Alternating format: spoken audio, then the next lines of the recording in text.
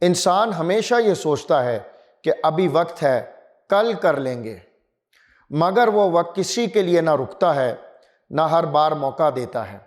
پھر ایک دن وہی سانس بند ہو جاتی ہے جسے ہم روز لیتے ہیں اور سمجھتے ہیں کہ یہ کبھی ختم نہیں ہوگی۔ اس وقت انسان کہے گا کاش۔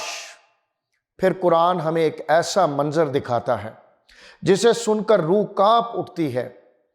کاش تم دیکھو جب وہ لوگ جہنم کے کنارے کھڑے کیے جائیں گے اور کہیں گے اے کاش ہمیں ایک بار پھر دنیا میں بھیجا جائے تاکہ ہم اپنے رب کی آیتوں کو نہ جھٹلائیں اور ایمان لے آئیں۔ لیکن اس وقت واپسی کا کوئی راستہ نہیں ہوتا، بس حسرت، پچھتاوا اور خالی ہاتھ۔